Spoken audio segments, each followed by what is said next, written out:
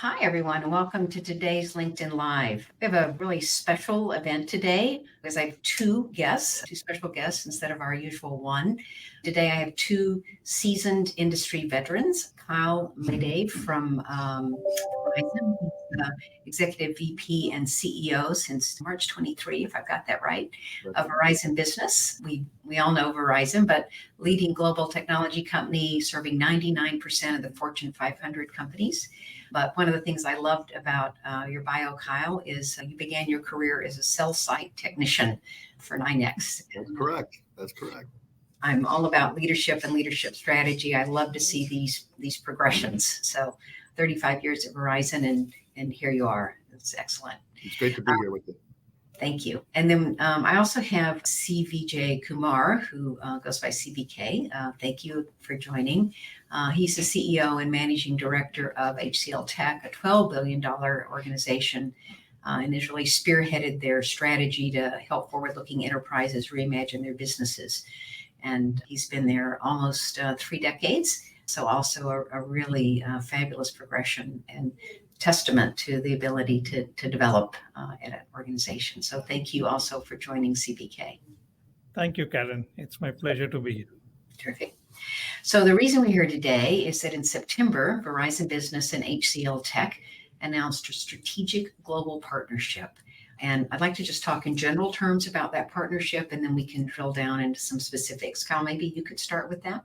Yeah. So thanks for having me today. It's great to be here. And here's at a high level, we're out servicing our customers, and the technology today is getting ever more complex. And their ability to manage all new things coming in along with what they already have and do it in a way that's optimized for their own business, it becomes increasingly difficult. And as we're looking at the landscape going forward, we see a big convergence of what used to be kind of talked about as operational technology, along with what was traditionally called information technology, and all these technologies coming together so you can help run your business and operate your business. And as we were looking where we'd want to go with this, we decided we wanted to bring a partner in who has really, really deep expertise on more of the IT side. We're known for our reliable networks and what we do, but marrying IT up with OT, we wanted to partner with best in the world, best in class. And if you look anywhere, you will see that HCLTech is up there. And that's kind of that notion of getting in front of things.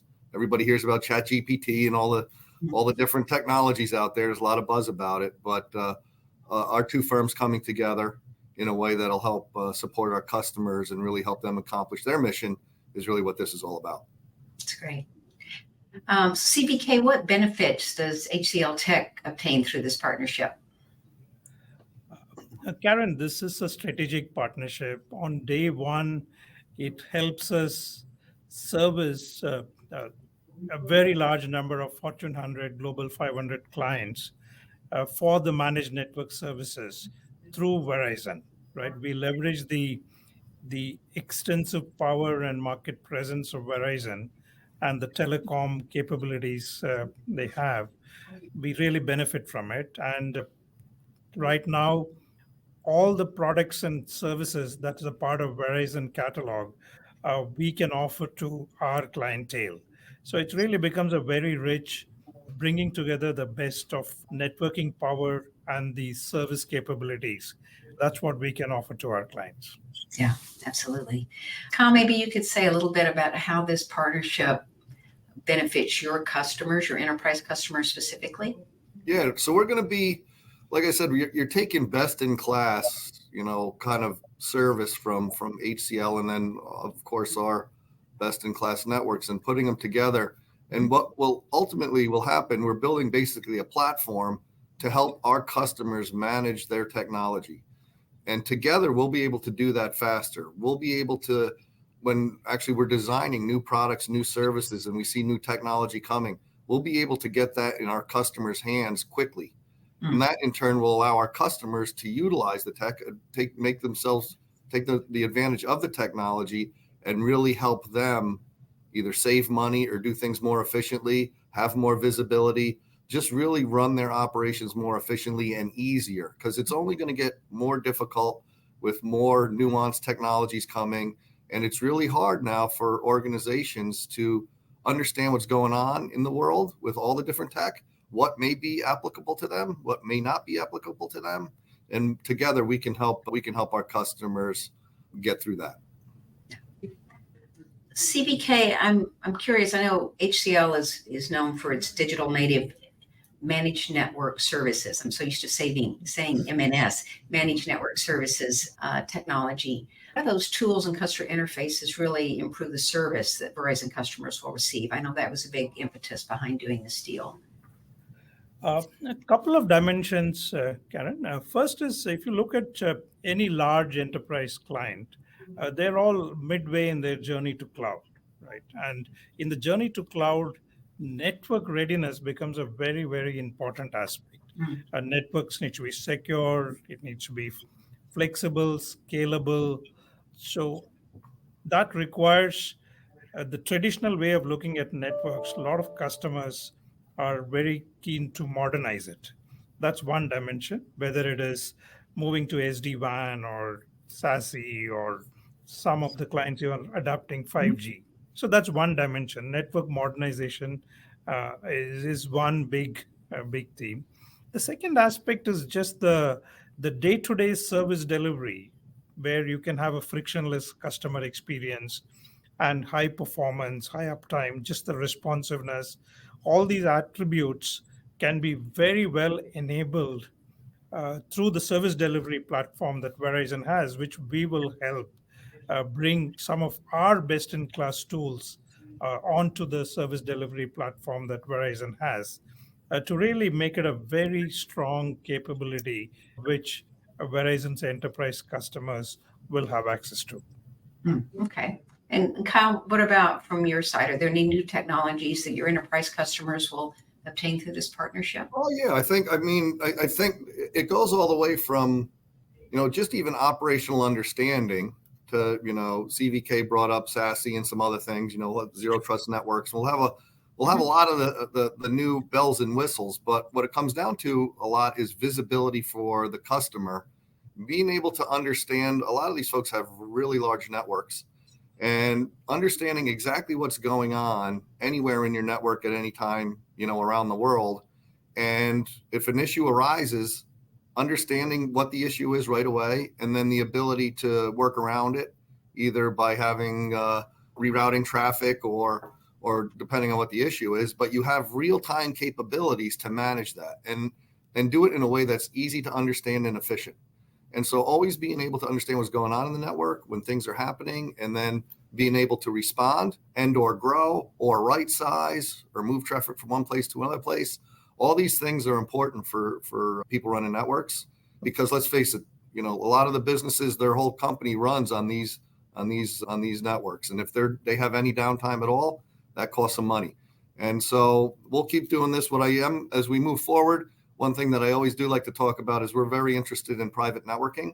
We see a great opportunity for companies to use private wireless and edge computing technology to really drive efficiencies, whether it be in a back office, whether it be in a warehouse or what have you. So these are the kind of things that CVK and our teams are going to be working together on to say, hey, where's tech going? How do we get in front of it? How do we help our customers? Yeah, it's great. So we're getting quite a lot of comments here on the LinkedIn live stream about exciting strategic partnership, sort of best two companies in the world to do this. So a lot of fans out there that are great to the benefit of this. So one of the things that I know happens is there's a lot of energy that goes into making the deal, but then there's the making the deal work, which is sometimes even harder, although you might not believe that at the beginning. I'm curious from both of you, sort of how do you coordinate the balance of responsibilities across your enterprise customers? Will there be a support team or a center of excellence, or how is it actually going to work? Yeah, so I guess, Karen, what I would say is I'm a big fan of measure twice and cut once, right? So CVK, myself, and our teams, we both have really good teams that have been working closely for a while now. Planning, making sure we're planning how we're going to make sure we give the best possible service to our customers, and we do not leave any stone unturned. So been planning, but you're right. Once we hit the market, we have two top-notch companies here, and we're going to be top-notch together when we hit the ground running here in the not too distant future. So the partnership so far has been fantastic. HCL and we decided to get together on this after looking at a lot of different angles, frankly, a lot of different paths to go, and our cultures match. And the teams already have been working so well together, and we have a playbook on how we're going to hit the market. Our customers, they're not going to feel a thing to start. All they're going to see is, hey, I'm starting to see the benefits of what these two are doing together. And they're going to see roadmaps, and they're going to see technology roadmaps, and they'll see products and services and things that we can do to help them. So we intend to hit day one running, and we've been working at making sure those plans are in place. CVK, I know your business runs on partnerships. Can you talk a little bit about your approach here? Yeah, I think if you look at HCLTech's history, we have grown through a number of strategic partnerships, right? We have about 10 plus ecosystem partners, and Verizon becomes a very important telecom services partner for us. So it's really a collaborative program, and we call it as a strategic partnership for a reason. It's really not about we delivering some services to Verizon. It's about both organizations jointly going to market with an offering which is very, very compelling for our clients. And I think that a lot of groundwork has happened. I mean, not just about delivering services, but it's also about how can we jointly address the client requirements.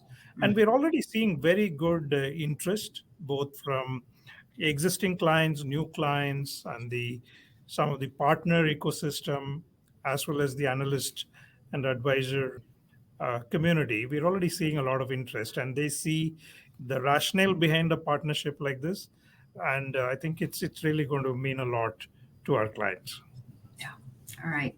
Just more terrific comments coming in here. Sean Davidson, 26-year Verizon here. Super excited about this advance in our service capabilities. Can't wait to see how we service our customers. A big fan of CVK saying, how are you, sir? I love the excitement. So I know your companies are really excited about this. So you've both spoken about the platform itself. Let's talk about the timing. When will Verizon Business platforms and customers notice the enhancements that HCLTech can provide, and how will that intelligence be integrated? Yeah, so the journey has already started. We will go live on 1st of November with the first set of services. I think on day one, it would be we want to make it as seamless to our customers as possible. So Verizon Business team will continue to lead and front end all the conversations, and HCLTech team really offer our services as a part of overall managed network offering of Verizon. I think it's going to be at least 3 to 6 months before some of the changes in the platform, some of the tooling, all of that get implemented and clients start seeing benefits from the specifics of this partnership. Yeah, and I guess what I would just add on here is that I think we've already basically started and we're working through this, and now it's about how we show up in the market, how we show up with our customers and clients. And then you'll just see an ever increasing level of new capabilities, right? We start, we listen to our customers, we listen to our clients, we understand better what they're looking for from us.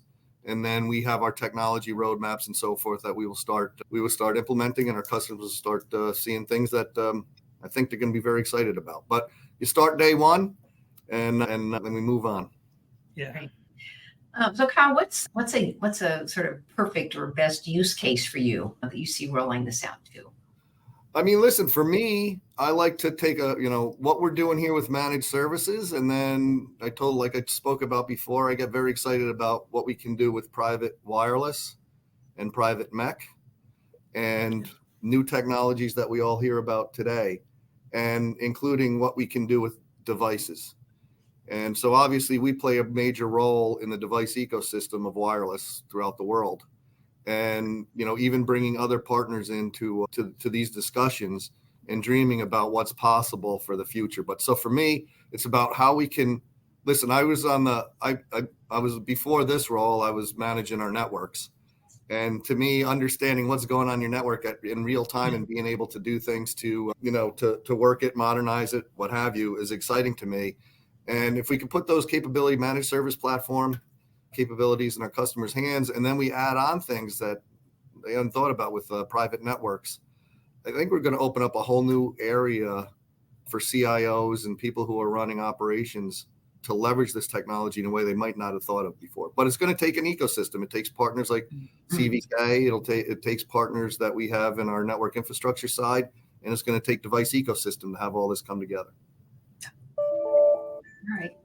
I'd like to switch topics a bit, but before I do, is there anything else that either of you want to say about this partnership before we move? I want to talk about AI a little bit as well. Oh, AI, of course. Because it's 2023. So, yeah. What's a webinar without AI, right? Yeah, exactly. That's right. What is a conversation without AI? So there's a lot of interest in the market, of course, about how enterprise businesses in particular are integrating AI, more specifically now generative AI, which maybe that's the word for 2023. Are your companies integrating new AI technologies? And if so, can you talk a little bit about how and benefits or concerns that you have about that? Yeah, I'll let CVK go. I'll tell you specifically he has a much broader view of what's going on in the industry from his world, but I'll tell you kind of what I think we're thinking about here. CVK goes. Yeah, thank you, Kyle. Karen, as you pointed out, AI is some of the developments in AI, especially Gen AI, is extremely promising of two dimensions, right? One is the efficiency impact it can have in everything that we do, right? Whether it is operations or performance or development, all of that can get significantly more efficient. For example, the simple software development process, we believe there is a 30% efficiency that we can bring. And I think right now what we are focused on is enabling every part of our organization to be tooled and trained on Gen AI so that they can start looking at how it can be deployed in several projects that we are working on. The second aspect is a lot of clients are working with our cloud native Gen AI labs to build use cases which they can pilot within their organization and then really expand that into a much bigger strategy. So right now we have about 70 pilot projects across the world where clients are testing a few models within our Gen AI labs. And I think it's just, the journey has just begun, and I think it's going to explode. There's going to be a lot of new opportunities, and there is definitely a lot of efficiency that we can achieve. But it's going to be a journey. There is a lot of promise and good proof points that we are seeing. We need to sustain it. We need to scale it. Of course, there are many other aspects that you need to worry about. It's about data, privacy, security. All the surrounding things will also need to get strengthened as we proliferate these technologies. Yeah, I think the guardrails and the security standpoint is certainly a concern for most of the people that I'm working with. Everybody's excited about it, and there's a little, how do we make sure we don't let the genie out of the bottle completely? I think for us, listen, we've been doing AI things for quite a while now, right? We have twins, network twins, other twins that we use to try and model things out. So we've been using AI, but this is like a whole new advancement. And like you said, you need to put guardrails on. You need to be careful about how we're using it. We obviously see opportunity to service our customers better, say in our consumer segment. How do we use this kind of technology to really help in our customer service? We think it could be really, really helpful to us there. And there's many segments in our business that we think this kind of technology can help us, but we want to be careful. Obviously, you don't want your data leaking out into some of the big LLMs. Data sovereignty is going to be super, super important. Once again, another reason why I think what we're doing with mobile edge computing and private networks, we will be able to leverage that architecture to make sure, businesses, CIOs can make sure they have data sovereignty. Nothing dangerous ever leaves their prem, right? So there's these kind of things that we're thinking about together that we can leverage on behalf of the customer. So, and then you read stuff that's a little scary about this kind of these AI models and what can happen. So it's but the good news is it's interesting times. It's really cool tech, and for certain businesses are going to be able to leverage it to advance what they're trying to do. And CVK and I can hopefully help as we move forward with that. Yeah, terrific. And I think we all benefit in the end. There will be mistakes along the way, and we'll, as always, figure it out as we go. Certainly, digital technologies are going to continue to drive business in the coming year, as it has in 2023, as we just talked about. But I'm curious, the two of you from your seats, because you see a lot leading these two giant organizations. What are the big new technology trends that you anticipate in 2024 and really beyond, outside of AI? I mean, for me, we're in the middle of an upgrade cycle right now. We're putting out our 5G networks, which bring, just a lot of power. And for me, it's continuing on the ability to offer fixed wireless access. So not all broadband capabilities need to be driven through a fiber or a copper, but can be wireless. And we're getting a lot of traction with that. And we're going to continue to see that traction. And I think you'll also see network kind of modernization happen with fixed wireless access being one of the tools. And that wasn't here before, and it is now. And you'll start seeing us really move with that. Secondly, compute is still, a lot of these new techniques and things that we're talking about are really driven from advancements in compute. And I think you'll continue to see those advancements. And then how people utilize those advancements to benefit their firms is really going to be super important. And then finally, for me, is the private networks. I still very, very bullish on those. Yeah. Thanks. CVK? Yeah, I think I'll take on from where Kyle left. I mean, if you look at private networks and leveraging 5G for very compelling use cases, right? While there has been a lot of work that has happened, but real adoption, real use cases to leverage the power of 5G, whether it is digital manufacturing or operational technology integration, healthcare, all of that is going to explode in my view. That's one dimension. The second aspect is, of course, Gen AI and then quantum, all of that is going to continue you'll hear a lot of sound bites. What we're also seeing is a lot of sustainability technologies, right? I mean, because everyone is looking at platforms and solutions and products which are more sustainable, right? So the whole dimension of either modernizing or developing new products which are more sustainable, I see that a lot more being talked about today and in the years to come. Great. Well, thank you both. I appreciate sort of this deeper view into the partnership, and look forward to seeing the benefits as this exciting strategic partnership rolls out. So thank you both for being with us today, and best to you and your teams as you bring this to life.